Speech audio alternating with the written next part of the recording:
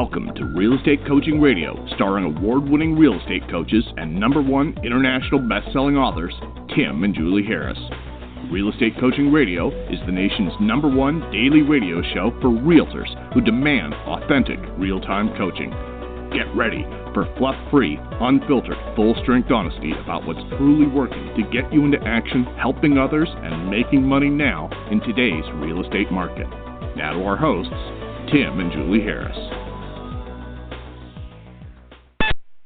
Welcome back, everyone. We are looking forward to finishing up, hopefully today, the fourth part of our Series 5 Proven Steps to Become Rich and Stay Rich. And, of course, this is part 4. Again, want to sincerely thank all of you for your continued support of this topic. This is so far ahead of our skis with regards to normal real estate content that we are, we were a little nervous about presenting it, as I think I was fully transparent with all of you about that. But I'm so excited that you guys are finding this information interesting, and I can tell that you're starting to share this podcast on these series because I can see on our analytics. By the way, I would sincerely appreciate it if you would do just that. Please do let other people know about our podcast. The podcast growth is almost exclusively from the fact that you guys are sharing links to the podcast, and this is and continues to be the #1 listened to daily podcast. I know for a fact in the United States, I'm not sure about the world, probably the world, but it's certainly the #1 listened to daily podcast for real estate agents in the United States, probably Canada, Australia, England, but who knows. So, look, the bottom line is people are listening because they like what we have to say. I think the marketplace, you guys, us as well, are so sick of the Mickey Mouse that's been sold to agents over the last 15 years that you're looking for the truth. You're looking to get back to the real focus and why you got into real estate in the first place. You need to go back and listen to the first 3 shows we did on this topic. And also, at any time, you can go back and listen to any of our previous podcasts. They're certainly available on iTunes, Google Play, Stitcher, and you can also go over to our main website, timandjulieharris.com, and you can listen to the podcast replays there as well. I know a lot of you guys listen to us off Facebook, and you listen to us off the Twitter links and all that good stuff too. But absolutely positively help us expand the audience and help us to help all the other agents out there get their heads screwed on straight about what it really does take to be successful long-term in this real estate business.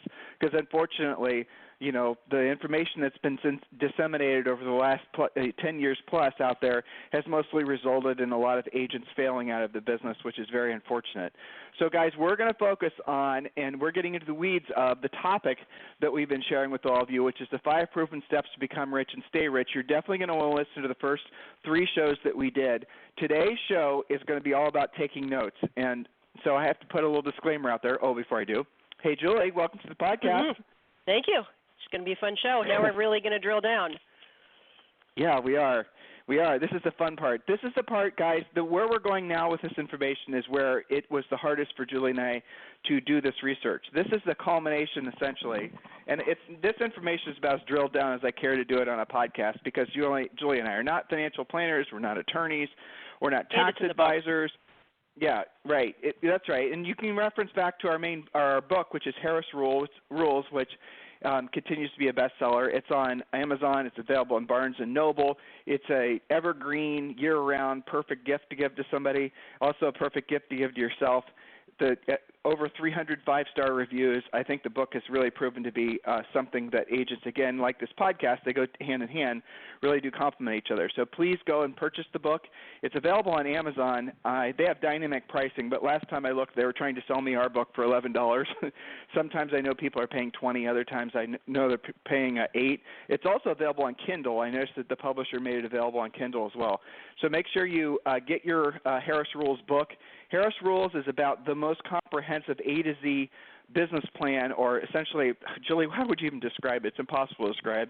It's basically a comprehensive way for you to approach the real estate business, and really any business, by the way, with the mindset of obviously being of service to other people and making profit. Go ahead, Jules. It's what it says, a real estate agent's practical, no BS, step-by-step guide to becoming rich and free. So how I put it together as I was assembling these chapters was really trying to put all the concepts that we have in, well, it's impossible to be all of them, but most of the core key concepts that we have in coaching, that we talk about on the podcast, that we post about on our website, and marry them all together in a logical step-by-step way that they're interconnected and that these guys get it. Because if you just take one little piece out but you don't implement the rest, it makes a lot less sense. So it's kind of the coming together of all of this. That's what it is. I'm writing a note to myself. I just actually had a great idea. As far as the book goes. No, well, I thought we should send we have signed quite a few of these books for you guys. I'm thinking that Julie and I were going to use those books, hand-signed books, and send them to our private coaching clients with little notes inside for Christmas presents and holiday presents and birthday presents. Yeah, there you go. Anyway, so that's what I was writing down when Julie called me back to action. So the topic is the wealth building core spokes, and this is part 4. So write these things down. Now I'm going to go through the first few points relatively quick. I put these in steps because, frankly, we've already covered all this stuff, and I want to get to the heart of it. So step 1, and this is part 4 again, wealth building core spokes. Step 1 is master your craft as a listing agent. Focus all your best skills, best energies, best everything on becoming a powerful listing agent. You don't need a team. You don't need branding. You don't need to be a social networking guru. You don't need any of the things that you think you need to be a successful listing agent. So what I want you to seriously consider doing is right now, grab your phone, go to your text, text in the word Harris, Harris, and text it to 31996. Text the word Harris, Harris, to 31996. And when you do, we're going to send you back links to download 6 free books, but the one I want you to download the first is the Real Estate Treasure Map. The Real Estate Treasure Map is your fill-in-the-blank business plan. It's going to take you through an exhaustive, comprehensive approach to getting your act together as far as your finances. But also what it's going to do is help you focus on the best, quickest way to be profitable in the real estate business, which is finding your path to be a listing agent. That's what our coaching program focuses on.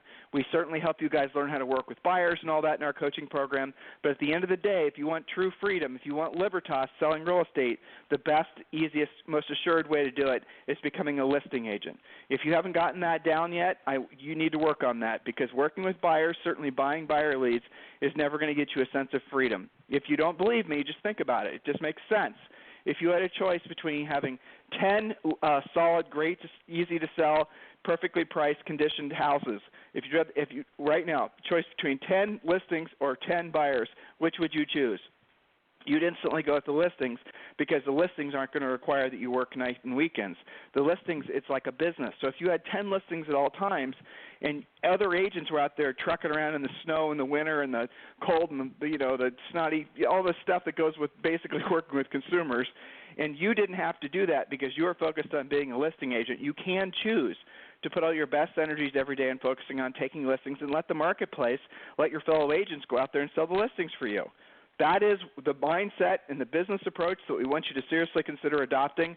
And the first step is for you to complete the Real Estate Treasure Map. Just text the word Harris, Harris, to 31996. Treasure Map is one of those 6 free books that we're going to give you. Just download all of them, but get the Treasure Map done ASAP. All right, so that's your master your craft, step 1. Step 2 is have low personal overhead. Again, we've talked about this before on previous podcasts, but that really is one of the core fundamentals of wealth accumulation, is not having a huge personal burn rate. And one of the things we teach you to do in the Real Estate Treasure Map, and this is not an easy thing for a lot of agents to do, it gives them anxiety, but still it's valuable to know, is you figure out what your personal monthly overhead is, and you divide it by 30, the average days in a month, and you figure out exactly how much you and your family take to run every single day. That's your personal burn rate, how much money you burn every day just to essentially cover your personal overhead. And you might find that number's low. You might find that number's ridiculously high, but then it gives you a sense of how much income you need to be generating every single day. You guys see how our approach to the real estate business is just literally night and day to everybody else? Once you know that number, it'll give you a sense of calm. It'll give you a sense of control, because then you'll have a very clear path forward on what you can do to basically start accumulating. So if you have to earn $300 a day, if that's your nut, well, then maybe the next move is going to be to earn $600 a day, and you can start saving the $300. You guys get the concept here? But the number one thing is have as low personal overhead as you possibly can, because it makes the next steps that much easier. Step number 3. Master creating savings, building reserves. So creating savings, here's the simplest way I can explain for you guys to do this. And by the way, if you want a real drill down, we strongly suggest you read Dave Ramsey's books. Dave Ramsey is somebody who everyone discovered after the real estate recession, and now most people in real estate don't even talk about him anymore, which is kind of funny.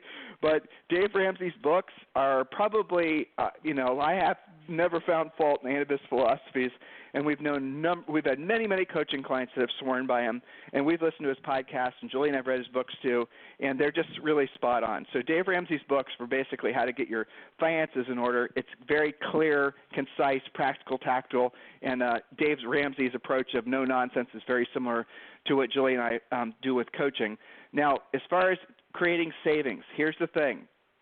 Low overhead, creating savings. You're going to have a hell of a hard time creating savings if you have high personal overhead. Just makes sense, right? But we want you to talk about building reserves. There's different philosophies on how much reserves you should have. Some people say 6 months. Some people say 90 days. Here's our personal philosophy, what Julie and I have done ourselves. We want to have 2 years of personal reserves. And by personal reserves, here's how it works. You take the amount of money that you have to earn every single month, and you have to have that money, maybe it's for you, it's 90 days, it's 6 months. Start with 30 days and expand from there. But we always have a minimum of 2 years in personal reserves of whatever our personal burn rate is, multiplied times 24, and we have that socked away.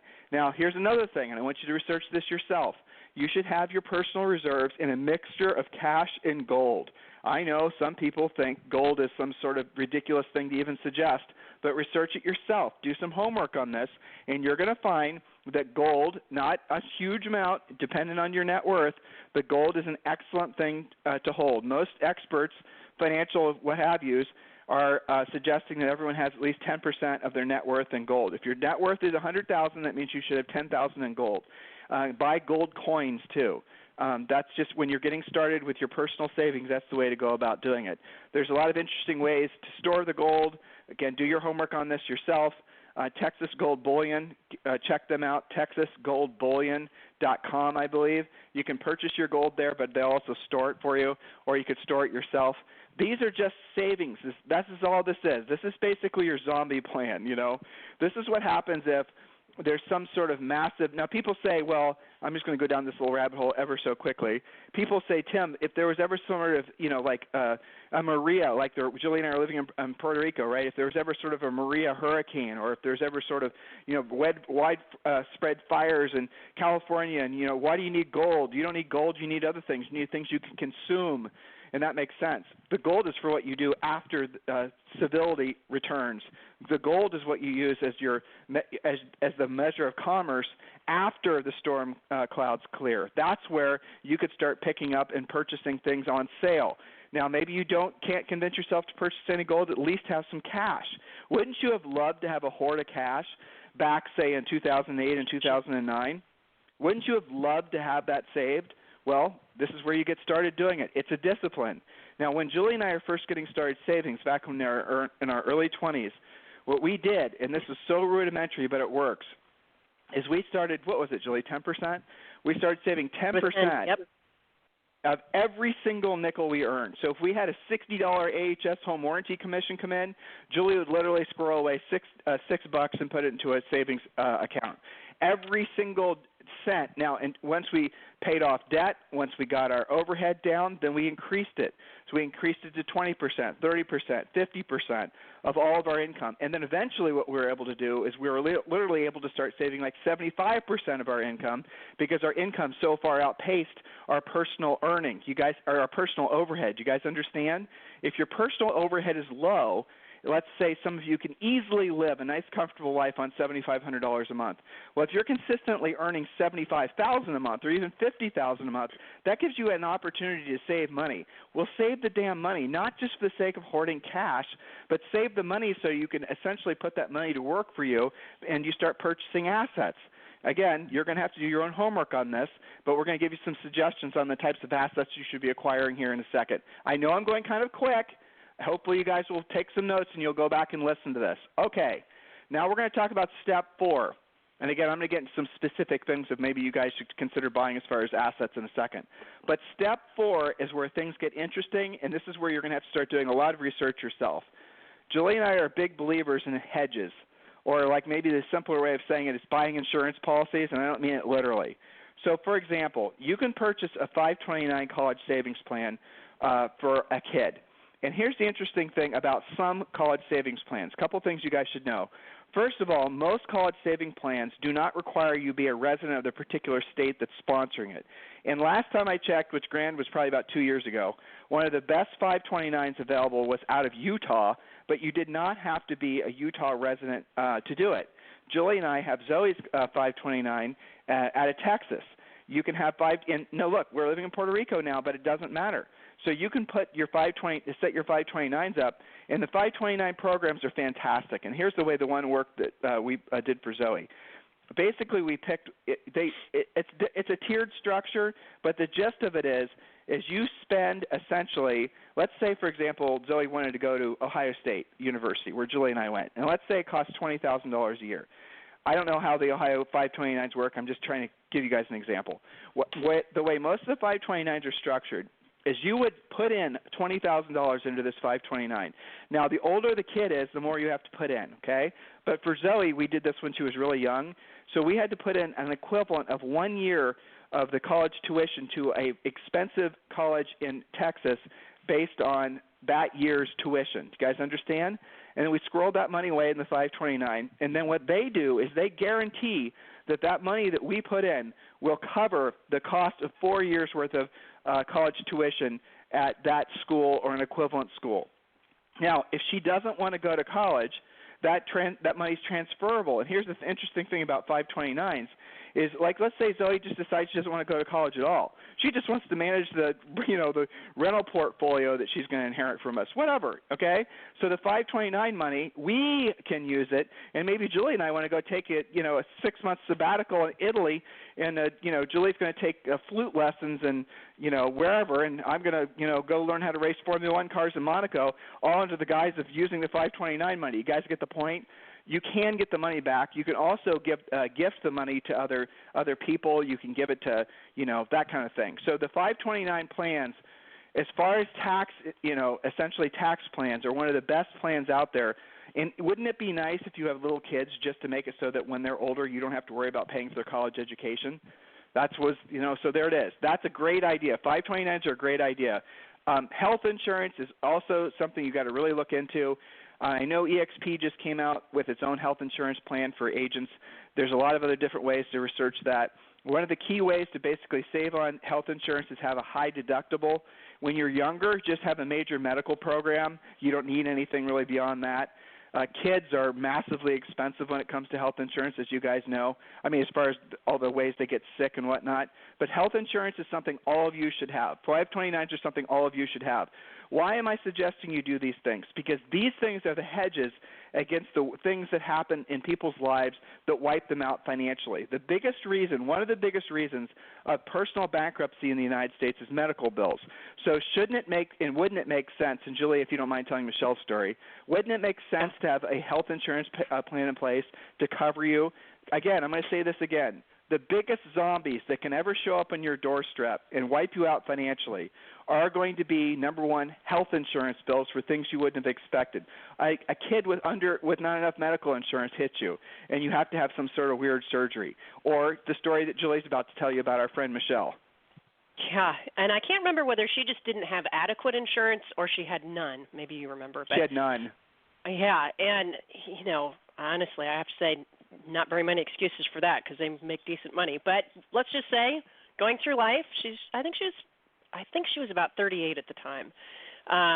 Friend of ours from Florida goes up to an event and to visit friends in Pennsylvania. Now, those of you who live in certain states, you don't have basements. Michelle did not grow up with a basement. She's at this friend's house. They go out, to their event. They come back, have a couple glasses of wine. Gets to be pretty late. Michelle goes to bed, okay? Gets up in the middle of the night to use the restroom and mistakes the bathroom door for the basement door. Goes tumbling head over heels all the way to the bottom, hits her head on the cement floor, and is not discovered until dawn. Completely blacked out, okay? Concussion, the whole nine. I think she's in the hospital for over a month.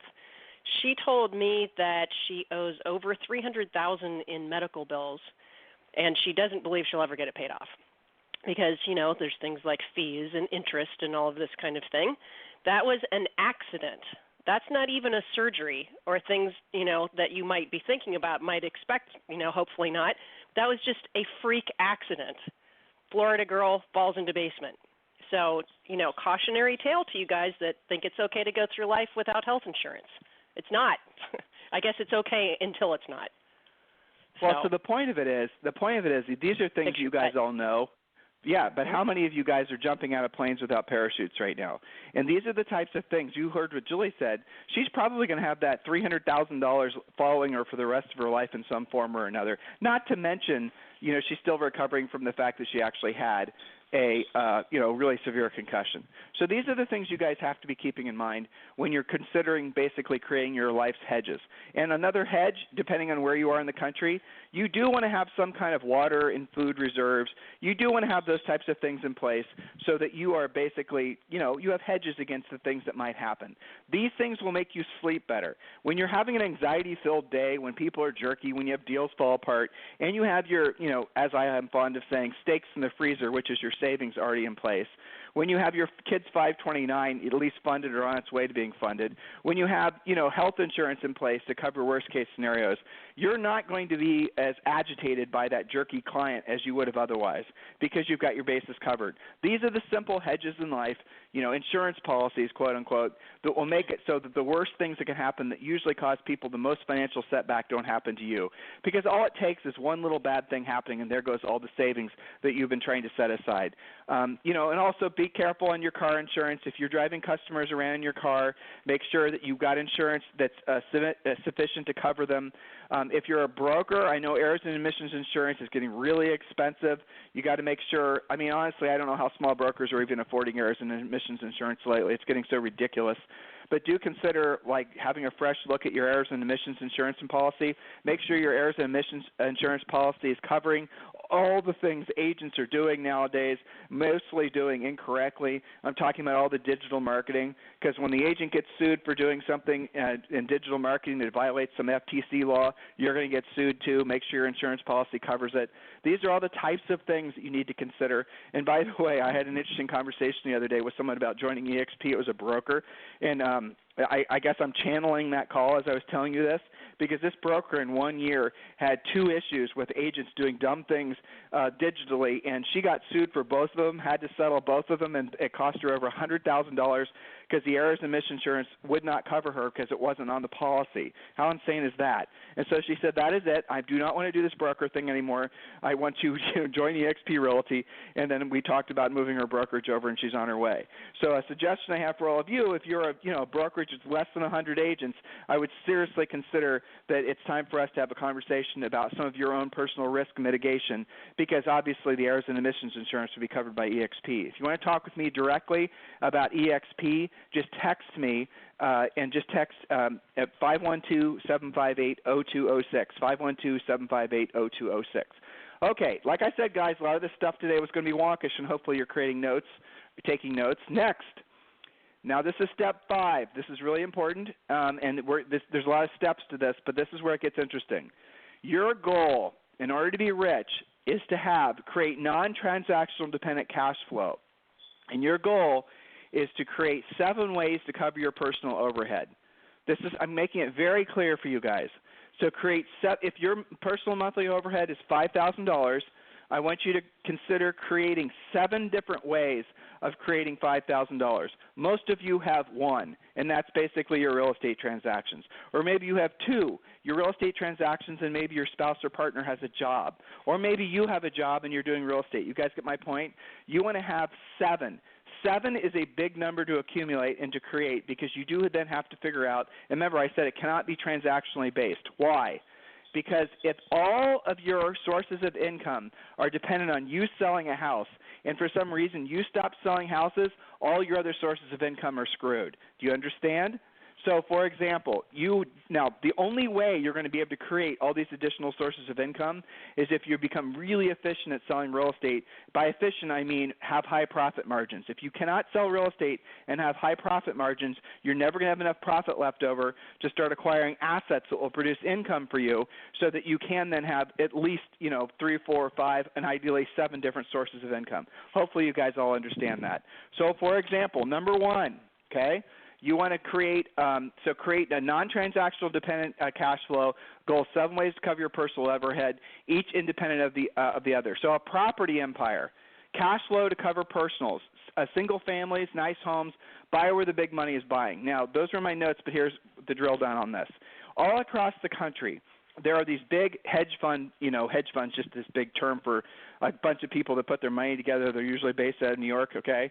So there's these big companies, U.S. Homes for Rent, and I know BlackRock has, I forget what their investment company's called, but those of you guys who are living in Indiana, North Carolina, and Columbus, Ohio, and all these other what had been considered B markets, they are now in those markets, these big investors, and they're buying normal single-family houses. They're not buying distressed property. They're not buying fix and flips. They're institutional investors that are purchasing mostly single-family houses and not the types of single-family houses that are, they're just normal houses. A house shows up in the MLS, 4-bedroom, 2.5 bath, and some nice subdivision in Indianapolis. And what happens is they are buying this property. They're buying it and they're not selling it. They're purchasing these properties and they're holding these properties, and they're holding these properties for the long term. They've held them through the seller's market, so they weren't just riding the appreciation wave as many people speculated. They're holding these for long-term cash flow. They're paying cash. They're beating out normal buyers. If you're not experiencing that in your marketplace, it might be coming your way. This is what's caused a lot of the normal priced inventory to come off the market that no one's really talking about. It's these large institutional investors gobbling up these properties. Now, when Julie and I have an appetite to add more rentals to our portfolio, which we're not doing now because we think things are a little pricey, but what we have done in the past is we have gone to these big institutional investors' websites, their consumer-facing websites where they list all their properties for rent, and we have looked to see where they're buying. Not necessarily where they bought, but where they're buying. Because what happens is these guys are like they spread like locusts. So when one of them starts purchasing in a particular area, the other two big ones will start purchasing, and then all these little smaller ones will start purchasing too, and then the prices rocket up. Again, talk to our friends in Indianapolis, Indiana, North Carolina, and these other markets. They'll tell you exactly what I'm telling you. And my coaching clients, I have personal coaching clients that essentially they aren't intentionally trying to sell these houses to institutional investors. It's just the institutional investors are purchasing these houses all cash, short, quick closes, usually paying full retail, not trying to haggle out little stupid things. They're just buying houses for the sake of long-term buy and holds, right? So what we look for when we're buying is we look for where those guys are buying, and that's what we buy, because we know, first of all, that they must have done the heck of a lot of research to know that that's a stable market. Otherwise, they wouldn't be purchasing houses there. But we also know that they're not going to be selling the houses, so there's not going to be a big they're not going to be a bunch of listings coming for sale, drive prices down. And the other thing is, and this is not an assured return, but chances are those markets are going to appreciate in those particular price points because there's a lack of inventory and because there's this ready stream of institutional buyers that are keeping the houses selling. You guys following me on all this? And that formula has worked for us when we really started buying a lot of houses. Really, Julie and I started buying houses as many as we could starting in 2008. That's when we started purchasing. So you guys, and our personal goal when we started buying originally, was we bought our first house when we were 22 and 23, our original goal was to purchase enough properties, have them paid off so we could cover our own personal overhead. We accomplished that goal in excess by the time we were in our late 30s, early 40s. But that was something that took a long time to do, and a lot of it came from the last, since I said 2007, 2008, being able to purchase things on sale. That market is coming back, guys. We've been telling you on this podcast, and I know you're not hearing this anywhere else, the house prices are depreciating around the country. As soon as the news starts talking about the fact that steady, stalwart markets like Seattle, Washington are down 15%. New York City is off in some places 50%. Miami in some places is off by more than 50%. When people start reporting on that, emotionally the buyers are going to be fearful of catching a falling knife, and you're going to start seeing a lot of price reductions because the market has essentially favored buyers in a meaningful way, and price and values are dropping. That's when you will wish you had cash. And I'll caution you against thinking that it's going to be easy for you to borrow to buy those houses, because what happens is when the market starts to drop, the banks start to pull in their credit lines. So if you have a credit line, this is another, I should have mentioned this before. If you have a credit line, in your mind, that's your savings account. And you say you have a $100,000 credit line against your house, and you have it with Bank of America. All safe and sound. You've only borrowed $5,000 against it to buy a new refrigerator or whatever. Well, guess what? As soon as the market changes, what happens is the banks unilaterally will reduce your credit line to the amount of money you have borrowed, and they will not increase it. So your total credit line will be $5,000, and that will be that. And you won't be able to say anything about it. It's written into your credit line that they can reduce it or cut it off at any point. They could cancel your credit line. This is the reason that Julie and I said you should have cash and you should have money equivalent, which, gold is money. Those are the things that we suggest you have as your own personal reserves, and you build up from there. And again, have low personal overhead, because if you have low personal overhead and you have some lean months, it's not difficult, to cover your personal overhead. We had a lot of coaching clients that went from being top producers in their marketplace, some of these guys selling 100, 200 houses a year, then for various reasons their market collapsed, their personal economy collapsed, and they started doing BPOs. They started personally doing BPOs and picking up listings where they could to rebuild themselves. Well, guess what they did? They had personal low overhead, and they were able to do enough $60, $75, $90 BPOs, $100 BPOs every single day, every single month to cover their personal overhead. Drill down on what I said a second ago. They knew what their personal overhead was, say $300 a day, and they knew that if they did, say, for example, 5 BPOs a day, they would more than cover their personal overhead. So that was the first thing they did every day, and then they focused on taking listings. Is that a prescription for long-term success? No, because it's too much, you don't get enough return on your investment of time. But when times are lean, you're going to wish you would have followed that advice.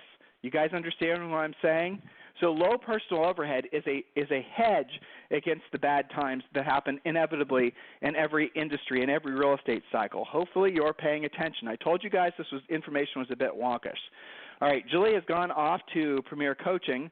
So tomorrow we're going to talk more about, we're going to pick up where we left off, and we're going to talk tomorrow about dividend-paying securities. I'm going to talk to you guys about compounding interest. I'm going to talk to you guys about all that good stuff. I'm going to talk to you about how as you build one of your spokes, for example, you build your rental portfolio, you have your real estate business humming along, and then what I want you to do is don't spend the money that's coming off the rental portfolio. Let's say you've got enough positive cash flow to meet and exceed your cash flow needs on your personal side. Your rentals are paying you enough per month that has become a viable income replacement spoke for you. It's a viable spoke. So literally that has become a way for you to cover all your personal overhead. Well, what do you do with the cash flow? I want you to consider investing that money into hedge funds. And we're going to talk about, not hedge funds, index funds. I'm going to talk about that tomorrow. There's certain types of index funds where you can invest in where they'll pay you dividends. And then you roll those dividends. So the dividends or the profit you have from the rentals, you can roll into buying index funds, and with the dividends or the profit that comes from the index funds, some of them produce literally, monthly and quarterly paychecks for you. You then roll that money into buying more securities. And this is how one thing feeds the other, feeds the other, feeds the other, but it's all dependent on you running a profitable real estate business. Are you guys understanding what I'm saying here? You guys getting what I'm putting down? Do you see how this is a different conversation that we have with you? And this is the very conversation, frankly, when I'm sharing with all of you guys today, is what I wish I would have known and Julie and I would have known when we got married basically 30 years ago. This is what we had been searching for. We had to talk to so many gurus, hire so many accountants, go to so many conferences, listen to so much bullshit, because most of these people who are out there did not know what the hell they were talking about because they themselves had never accumulated millions of dollars. Finding somebody who's accumulated millions of dollars in assets where they haven't just done it because their company was an IPO, where they haven't just done it because, Auntie left them a bunch of money or they're, born on third base. Guys understanding what I'm saying? Finding people that had bootstrapped their way to being multimillionaires was impossible, especially in Columbus, Ohio. We had no mentors. We had to go way outside of our comfort zone, and we had to really drill down and be very, very precise about who we listened to for financial advice. And it took us, unfortunately, probably 20 years. We knew the rental path. That was pretty easy to follow. We knew the selling real estate path. That was pretty easy to follow.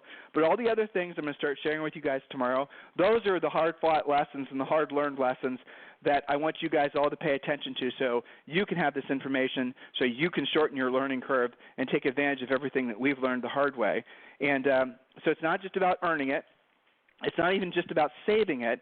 The next podcast is going to be how to keep it. Remember I promised you that?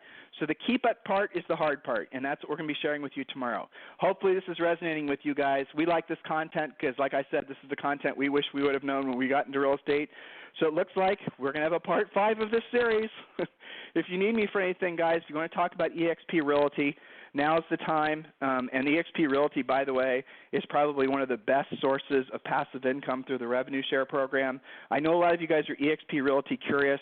You've done your research. You've watched some videos. You've got, you started to go down the rabbit hole of being, eXp curious, as I'm fond of saying. If you want to talk with me about that directly, and I'll share with you what others' personal experiences have been, and we can work together to decide whether it's a fit for you, just text me directly, 512-758-0206. In the meantime, you guys have a fantastic day. I'll talk to you on the show tomorrow. This program has been a presentation by Tim and Julie Harris, Real Estate Coaching. For more information on our real estate coaching and training programs, visit our website at timandjulieharris.com. Remember to tune in weekdays at noon for upcoming shows, and until next time, thank you for listening to Real Estate Coaching Radio with Tim and Julie Harris.